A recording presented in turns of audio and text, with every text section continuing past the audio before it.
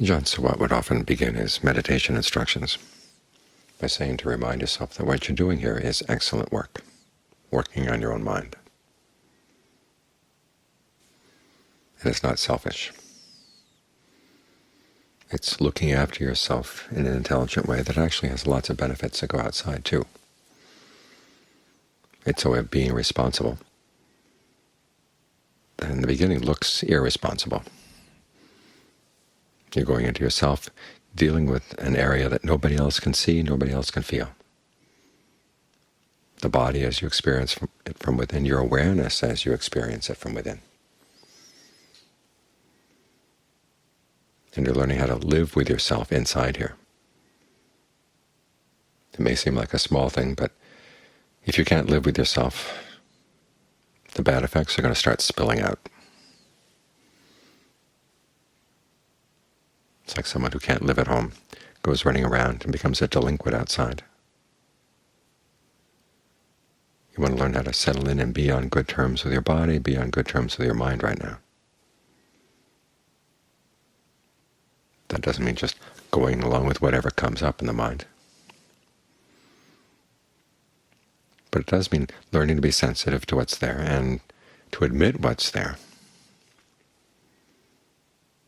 Take stock of what you got, and then see the best thing you can do with it.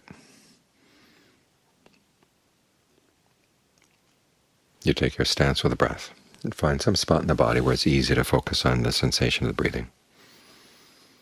And protect that spot. Think of it as being like a fire that you're trying to start.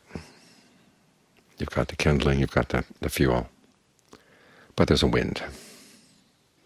So you have to protect the fire as you start it. It's going to be a little tiny flame for a while. It's not going to seem like much, and you read about spreading rapture and pleasure through the body, so it's totally saturated with rapture and pleasure, with no part of the body not touched by rapture and pleasure, and you wonder when you're going to get there. And for the time being, you have to remind yourself, okay, you do want to be with the breath because you want to gain some concentration. But for the time being, forget about the concentration. You don't take concentration as your object. You don't take jhana as your object. You take the breath as your object. Try to gain an interest in the breath for its own sake. Remind yourself that when the breath energy flows well in the body, it's going to be good for your health.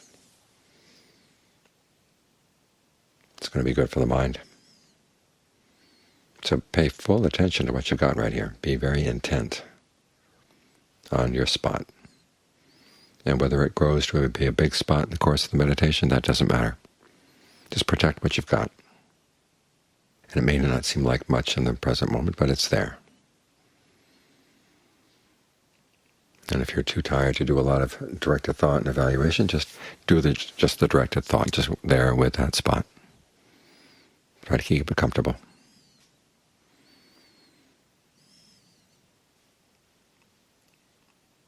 And then remind yourself this is something good. Because once you've got a good, firm place to stand, then you can see things a lot more clearly.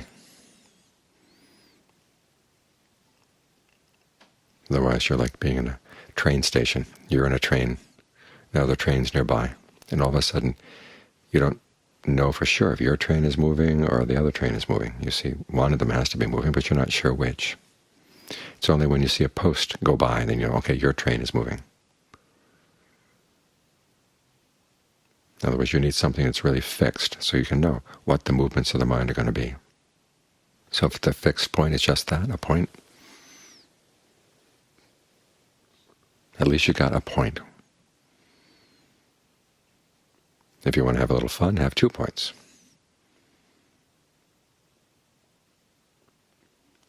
I know an elderly woman who used to get into concentration really quickly. She'd have one point in the middle of her head and the other point down at the base of the spine, and think of a line connecting the two. And just taking care of those 2 points kept her mind busy enough so that it didn't have anything else to think about. And she can get into concentration really quickly. If those 2 points are too far apart for you, we'll try in the middle of the head, the middle of the chest.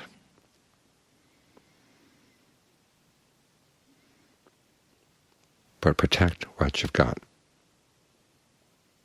It's part of right effort. getting something good started and then protecting it. Even though it may not seem like much, there may not seem much rapture or pleasure. The rapture seems very far away sometimes. But at least the spot you've chosen is not painful. It's pleasant enough.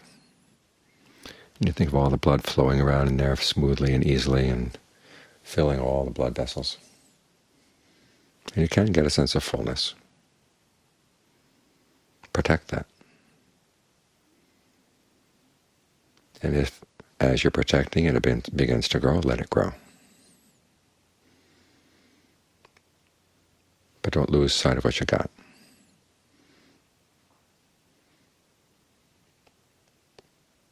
Because it's going to help you live with yourself inside.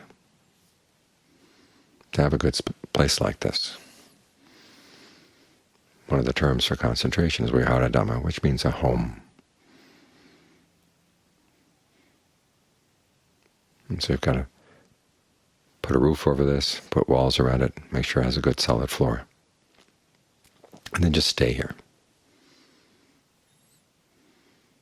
Don't think about too much beyond just staying here. It may seem like a little thing, but big things come from little things, especially if little things are good and solid. So make sure that this is solid.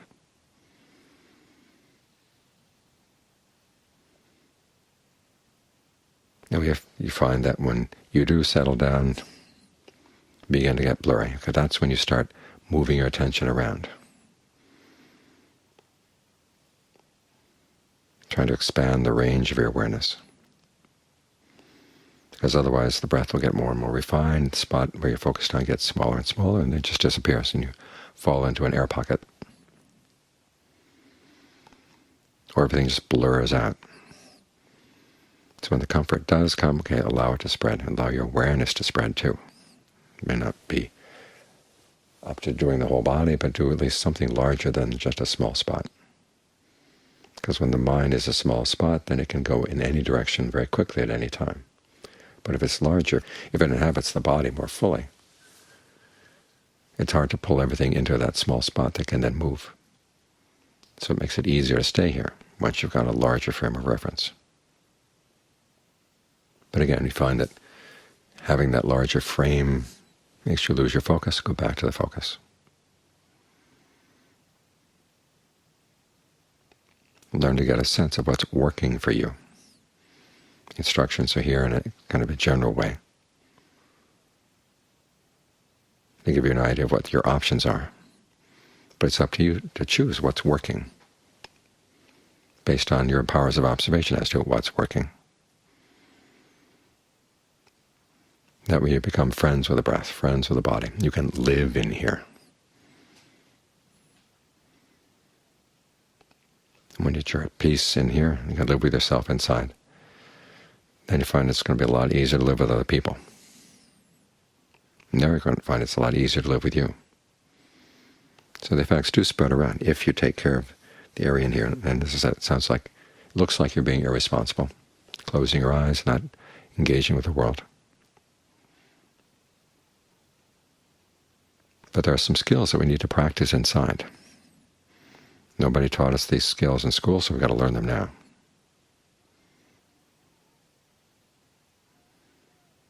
Because it's when you can live with yourself that the bad effects of not living with yourself don't spread around. And that's a gift to the world right there.